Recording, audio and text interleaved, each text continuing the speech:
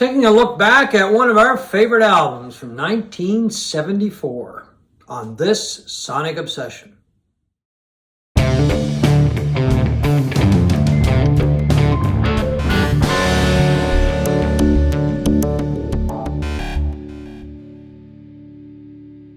Hi folks, I'm John Whidden, that's Steve McLeod, and this is This Sonic Obsession.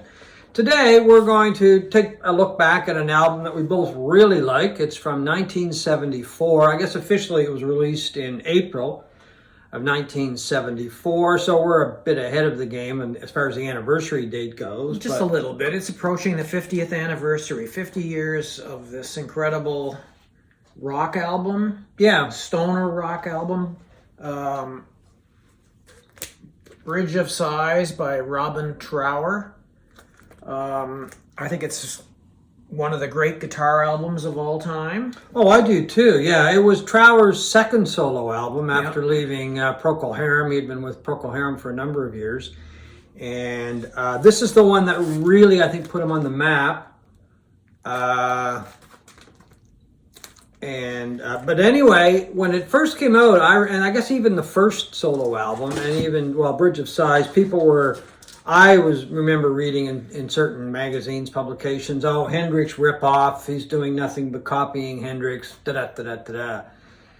I didn't really see it that way. I just thought it was a tremendous guitar album. And if anything, he was paying homage and respect to Jimi Hendrix. Well, there's no doubt he was influenced by Hendrix, and he's one of many disciples of Jimi Hendrix. Stevie Ray Vaughan is Hendrix-like. Frank Marino from Mahogany Rush, a big Canadian band a few years ago.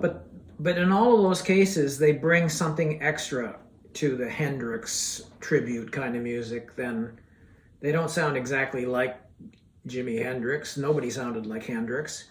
And in some ways, to me, they've advanced on the music. And I think Bridge of Sighs is an example of that. Oh, I do. It's not Hendrix. To me, it's Robin Trower. I think he had a very distinct sound. And as I said, he was influenced by Hendrix.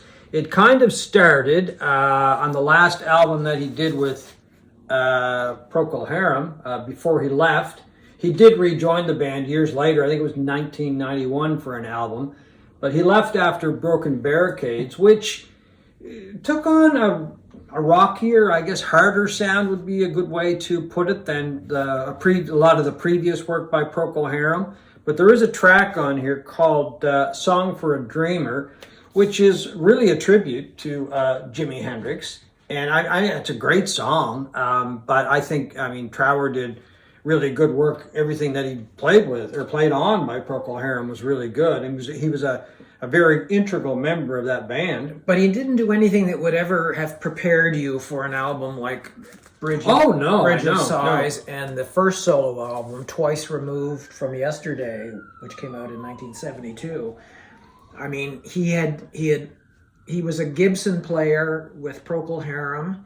He apparently, had seen Hendrix live and was blown away by him. But also, when Procol Harum was on tour with Jethro Tull, he saw Martin Barr's his rig sitting on the stage. It must have been during the sound check or whatever. And he picked it up and started playing it, and that was it. Yeah, he picked up the Strat, you mean? Picked up the Strat. Yeah, so he got rid of the Gibson, went Strat, and which he plays to this day. Yeah, I haven't seen him play anything else since then. Got Marshall amps and some different pedals, and the rest is history. Away he went. Bridge of Sighs is just one of the great stoner rock albums of all time. Like, he doesn't use feedback the way Hendrix used a lot of feedback and noise. He used these thick, reverb-drenched riffs, and it's very slow-moving. And man, there's a lot of energy there too. There's a lot of energy, and just an incredible album of stoner rock. I think it's the best way to describe it, with songs. We got to mention the title song, Bridge of Sighs. The singing of James. You say Dewar, whatever. It's Dewar.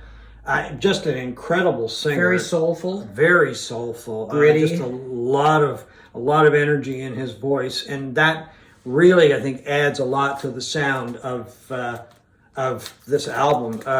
Dewar was a member of this group, the Scottish group, Stone the Crows, which is one of my favorite groups of all time.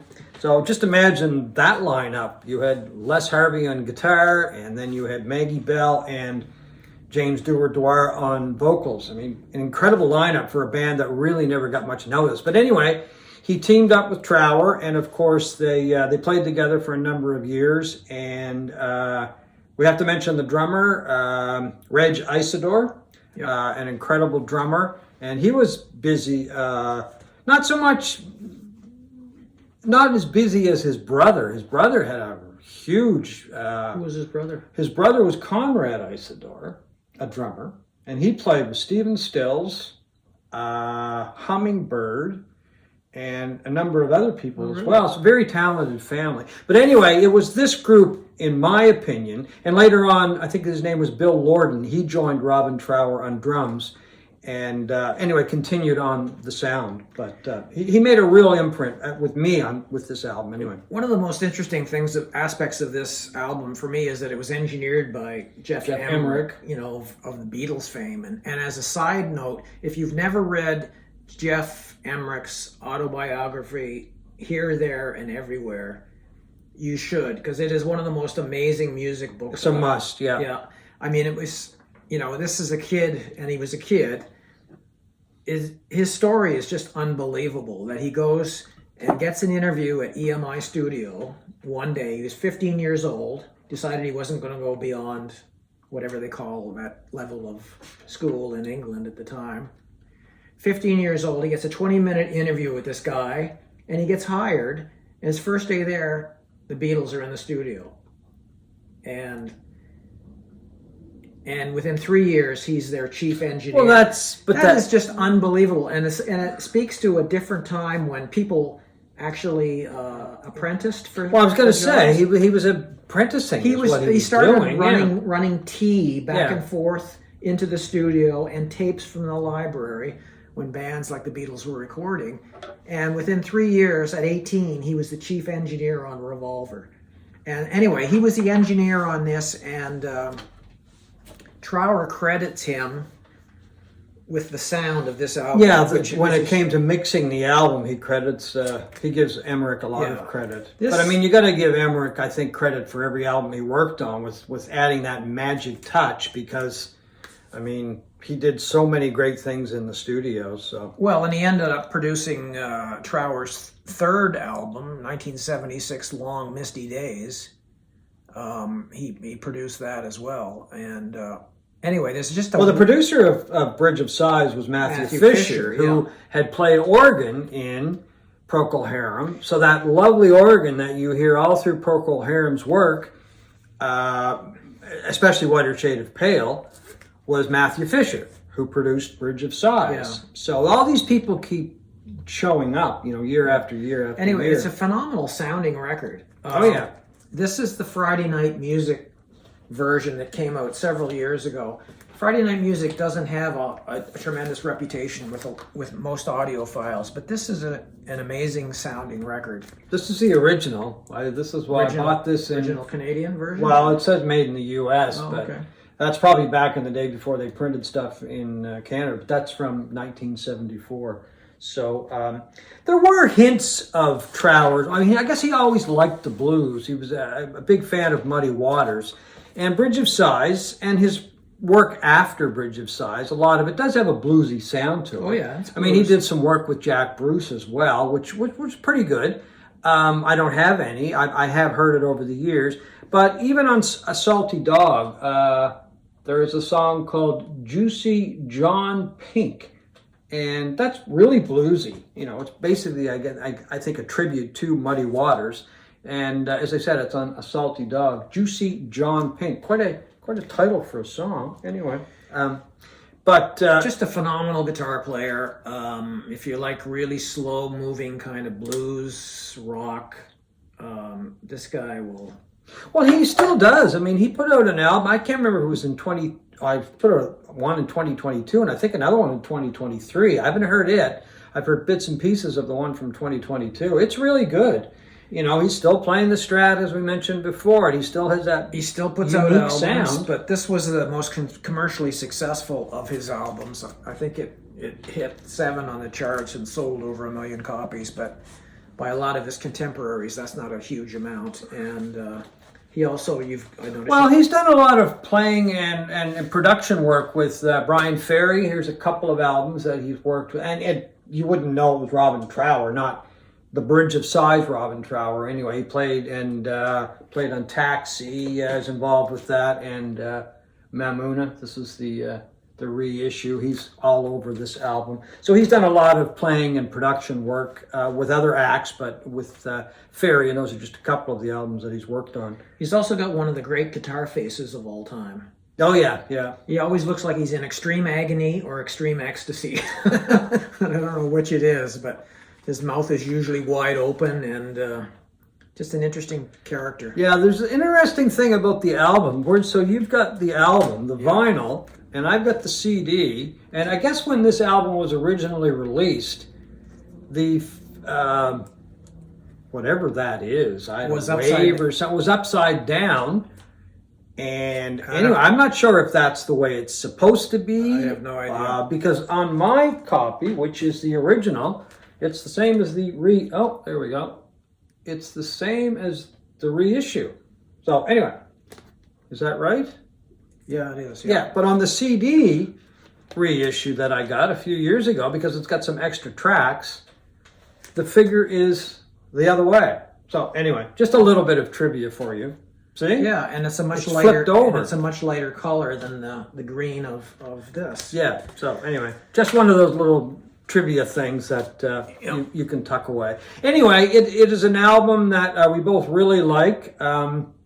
I still listen to it, you know, off and on. It's a great CD. I have the CD because it's great when you're in the car driving around. But it's not just the guitar playing of Trower that makes it a great album. It's the incredible drumming, and it's the incredible vocals that are on the album as well. It's one of those, you know, really a group effort. And some people say the Robin Trower Band. I think maybe it became the Robin Trower Band, but this album is just Robin Trower. Yeah, we should say it was recorded in Air Studios in London in about 2.5 weeks. It only took, you know, back in the days when people went into the studio and just banged out an album. That's what they did back in those days. And, they didn't you know, belabor things. You know, Yeah. They would go in and they would record it, and that would be it. I've been doing a lot of listening to Robin Trower in the last couple of days, and you know, his early stuff is very similar to Bridge of Sighs, like Twice Removed from Yesterday. Yeah, that was a hint as to what was coming. Yeah. But none of them have the consistency of quality that this album No, has. and the live album that he did is very good. 1977's Robin Trower Live is fantastic. Yeah. But strangely enough, it doesn't have the 2 biggest songs on that live album that are on this, Day of the Eagle and Bridge of Sighs, the title track. It was named after a racehorse, apparently. Yeah, not the Bridge Not of the Sighs Bridge in of Venice, Sighs in but the Venice. racehorse. I found that interesting, yeah. But I think that's it, really. Just our kind of nod at an album that's turning 50 in a couple of weeks. And hasn't aged a bit. No. It sounds fantastic. And I think if you were to go see Robin Trower tomorrow, and, well, unfortunately, James Dewar is dead, and Dewar is, he passed away a few years ago, as is Reg Isidore. So obviously the band can't get together, but I think as far as the guitar playing goes, if he were to play live, or if you could see him live, the guitar playing would be just as strong and just as powerful today as it was back in those days. Oh, you can go on YouTube and see a lot. Yeah, there's all kinds of a lot stuff. of his recent stuff, and he's still a monster guitar player. Yeah. Anyway, so that is our nod to Bridge of Sighs and to Robin Trower and his fellow musicians. Anyway, folks, thanks very much for watching this Sonic Obsession.